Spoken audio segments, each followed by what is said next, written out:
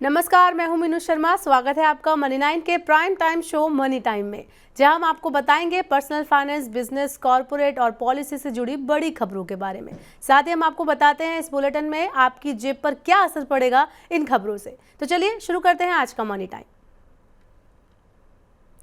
कम बारिश की वजह से चावल की किल्लत हो सकती है। देश में इस साल चावल उत्पादन में 5% की गिरावट आने की आशंका है। चावल उत्पादक राज्यों पश्चिम बंगाल, ओडिशा, झारखंड, छत्तीसगढ़, पूर्वी उत्तर प्रदेश और बिहार में कम बारिश की वजह से उत्पादन में गिरावट का अनुमान है। कृषि मंत्रालय के तीसरे अग्रिम उत्पादन अनुमान के मुताबिक वित्त वर्ष 2023 में खरीफ चावल का उत्पादन 11 करोड़ टन था। अगर उत्पादन में 5% गिरावट आती है तो उत्पादन करीब 55 लाख टन घटकर 10.45 करोड़ टन रह जाएगा।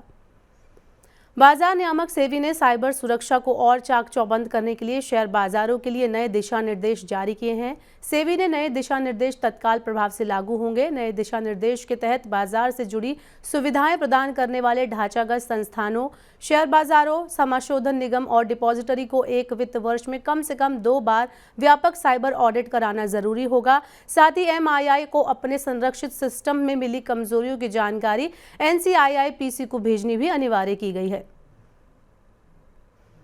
अगली खबर IPO में धांधली से जुड़ी हुई है। सेबी वित्त वर्ष 2003 से 2005 के दौरान IPO से जुड़ी अनियमितताओं के मामले में निवेशकों को पैसे लौटाएगा। तीसरे चरण में करीब 15 करोड़ रुपए लौटाए जाने की प्रक्रिया शुरू कर दी गई है। इससे पहले अप्रैल 2010 और दिसंबर 2015 में आयोजित 2 चरणों में करीब 41 करोड़ रुपए निवेशकों को लौटाए जा चुके हैं।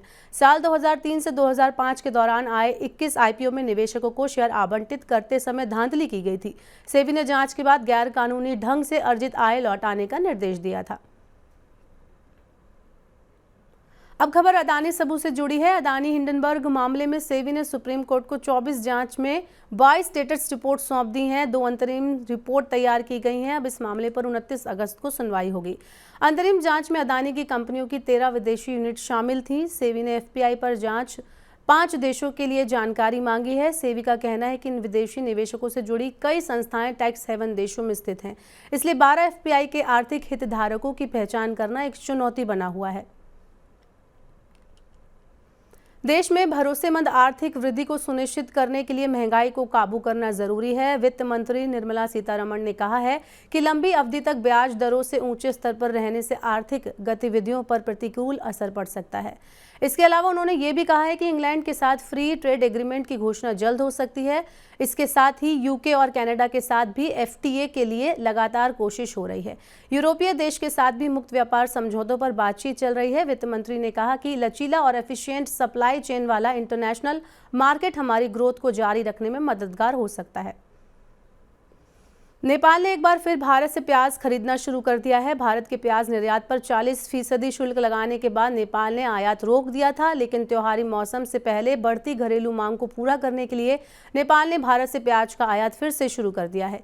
नेपाल अपनी जरूरत का 99% प्याज भारत से आयात करता है। निर्यात पर शुल्क लगने के बाद नेपाल में प्याज 100 रुपये प्रति किलो पर पहुंच गया था।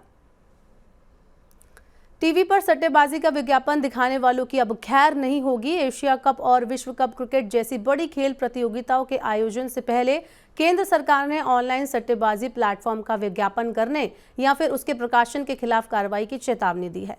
सूचना और प्रसारण मंत्रालय ने समाचार पत्रों, टेलीविजन चैनलों, डिजिटल मीडिया और सोशल मीडिया प्लेटफॉर्म्स को जारी परामर्श में कहा है कि सट्टेबाजी और जुए से जुड़े प्लेटफॉर्म के विज्ञापन प्रदर्शित करने से बचना चाहिए। क्विक कॉमर्स स्टार्टअप ज़ेप्टो इस साल की पहली भारतीय यूनिकॉर्न बन गई है। ज़ेप्टो ने $1.4 अरब के वैल्यूएशन पर $20 करोड़ जुटाए हैं। 11 महीने बाद भारत की कोई स्टार्टअप यूनिकॉर्न बनी है। यूनिकॉर्न ऐसी स्टार्टअप कंपनी को कहा जाता है जिसका वैल्यूएशन $1 अरब या इससे ज़्यादा होता है। साल 2021 में कुल 44 स्टार्टअप फर्म यूनिकॉर्न क्लब में शामिल हुई थी और पिछले साल इस लिस्ट में केवल 23 कंपनियां ही शामिल हो पाई थीं। उतार चढ़ाव भरे कारोबार में बाजार में शुक्रवार को लगातार दूसरे दिन गिरावट रही। BSE सेंसेक्स 365 अंक गिर गया, वहीं निफ्टी 19,300 के स्तर से नीचे आ गया। वैश्विक बाजारों में कमजोर रुख और नीतिगत दर में वृद्धि की आशंका के बीच फाइनेंस, IT और तेल कंपनियों के शेयरों में बिकवाली से गिरावट आई। दुनिया भर में निवेशक अमेरिका में जैक्सन हॉल बैठक से पहले सतर्क रुख अपनाते दिखाई दिए। इस कारण नीतिगत दर बढ़ने की आशंका है। आर्टिफिशियल इंटेलिजेंस को लेकर अब अच्छी खबर सामने आ रही है। टाटा सन्स के चेयरमैन एन चंद्रशेखरन ने कहा है कि कृत्रिम मेधा से भारत में और नौकरियां पैदा होंगी। शेखरन का कहना है कि कम कौशल वाले या बिना कौशल वाले लोगों को उच्च स्तर पर बेहतर प्रदर्शन करने के लिए एआई सशक्त बनाएगी। उनका यह भी कहना है कि भारत ने तकनीकी कानूनी दृष्टिकोण अपनाकर निजी जानकारी की गोपनीयता और सुरक्षा को बढ़ावा दिया है, इसलिए एआई के आने से किसी तरह का कोई जोखिम नहीं है।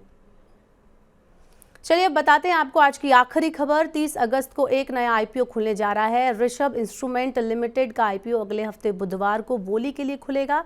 आईपीओ 1 सितंबर को बंद होगा। निवेशकों को आईपीओ बाजार से कमाई करने का फिर से एक मौका मिलेगा। अभी तक के सभी आईपीओ फायदेमंद रहे हैं, इसलिए आगे भी आईपीओ का प्रदर्शन बेहतर रहने की उम्मीद है।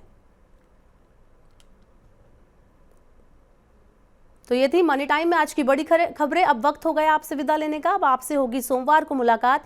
पर्सनल फाइनेंस से जुड़ी खबरों को पढ़ने के लिए हमारी वेबसाइट www.money9.com पर जाएं।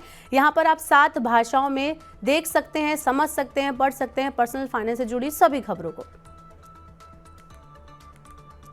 इसके अलावा अगर आप खास कार्यक्रम देखना चाहते हैं तो मनी9 के ऐप को जरूर डाउनलोड कर लें। आज के लिए इतना ही, लेते हैं आपसे विदा। बने रहिए मनी9 के साथ। नमस्कार, शुभ रात्रि।